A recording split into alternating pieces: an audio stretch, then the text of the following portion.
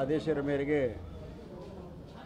ಅದು ನಿರ್ಣಯ ಬಂದ ನಂತರ ನಿಪ್ಪಾಣಿಯಲ್ಲಿ ಇದ್ದ 7 ಓಟುಗಳನ್ನು ಕೌಂಟ್ ಮಾಡಬಾರ್ದು ಮತ್ತು ಇದ್ದಂತೆ 19 ತಾರೀಕು ಕೌಂಟ್ ಮಾಡಿದಂತೆ ರಿಸಲ್ಟ್ ಕೊಡಬೇಕಂತ ಆಜ್ಞೆ ಆದ ಕಾರಣ ಇವತ್ತು ರಿಟರ್ನಿಂಗ್ ಆಫೀಸರು ನಿಪ್ಪಾಣಿಯ ಆದೇಶವನ್ನು ನನ್ನನ್ನು ಚುನಾಯಿತರಾಗಿ ಇವತ್ತು ಚುನಾವಣೆ ಘೋಷಿಸಿದ್ದಾರೆ.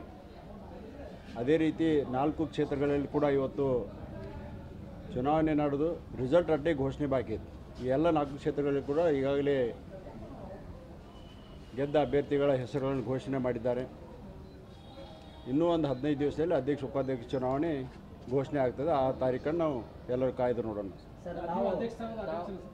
ಎಲ್ಲರೂ ಆಕಾಂಕ್ಷೆ ಇರ್ತಾರೆ, ಎಲ್ಲರಿಗೆ ಆಸೆ ಇರ್ತದೆ. ಆದರೆ ಎಲ್ಲರೂ ಸೇರಿ ನಾವು ಏನು ಒಂದು ನಿರ್ಣಯ ತೊಗೋತೀವಿ, ನಾವಿರ್ಬೋದು, ಬಾಲಚಂದ್ರ ಜಾರಕಿಹೊಳಿ ಅವರು ಮತ್ತು ಸತೀಶ್ ಜಾರಕಿಹೊಳಿ ಅವರು, ನಾವು ಸೇರಿ ಅದನ್ನು ಒಮ್ಮತದಿಂದ ಅಭ್ಯರ್ಥಿಯನ್ನು ಆಯ್ಕೆ ಮಾಡ್ತೀವಿ. ನೀವು ಆಕಾಂಕ್ಷಿನ ಅಲ್ಲ, ಆಕಾಂಕ್ಷೆ ಇದ್ದೇವೆ ರೀ, ಎಲ್ಲರೂ ಇರ್ತಾರೆ, ಎಲ್ಲರಿಗೆ ಆಸೆ ಇರ್ತದೆ, ಎಲ್ಲರಿಗೆ ಇರ್ತದೆ.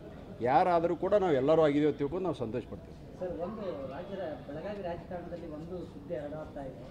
ತಾವೆಲ್ಲ ಏನು ಲಿಂಗಾಯತ ಟೀಮ್ ಇದೆ ಅವರೆಲ್ಲ ಸೇರ್ಕೊಂಡು ಕತ್ತಿ ಸೌದಿ ಬನಕ್ಕೆ ಹೋಗ್ತಾರೆ.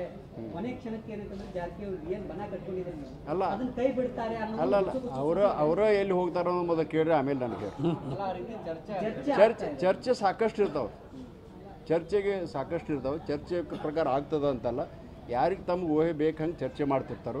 ಆದರೆ ಇವತ್ತೇನು ನಾವು ಎಲ್ಲರೂ ಕೂಡಿ ಒಂದು ಬನ ಕಟ್ಕೊಂತೀವಿ, ಆ ಪ್ರಕಾರ ನಾವು ನಡೀತೀವಿ, ಆ ಪ್ರಕಾರ ನಾವು ಮುಂದೆ ಆ ರೀತಿ ಏನಾದರೂ ಯಾರಾದರೂ ತಮಗೆ ಫೋನ್ ಮಾಡಿ ಅಲ್ಲ, ಅಪ್ರೋಚ್ ಅಂತೂ ಮಾಡಿಲ್ಲ. ಅಪ್ರೋಚ್ ಮಾಡಿದ್ರೆ ಕೂಡ ಅವರಿಗೆ ಸಿಗೋದು ಮಾತ್ರ ನಿರಾಶೆ ಅಂತ. ಬಾಲಚಂದ್ರ ಜಾರಕಿಹೊಳಿ ಹೇಳಿದ್ರು ಸರ್, ಅಪ್ರೋಚ್ ಮಾಡ್ತಿದ್ದಾರೆ ನಮ್ಮವ್ರನ್ನ. ಅದೇ ನಮಗಂತೂ ಅಪ್ರೋಚ್ ಆಗಲಿ, ಯಾರಿಗೆ ಅಪ್ರೋಚ್ ಆಗಿದಾರೋ ಅವ್ರು ಕೇಳಬೇಕು.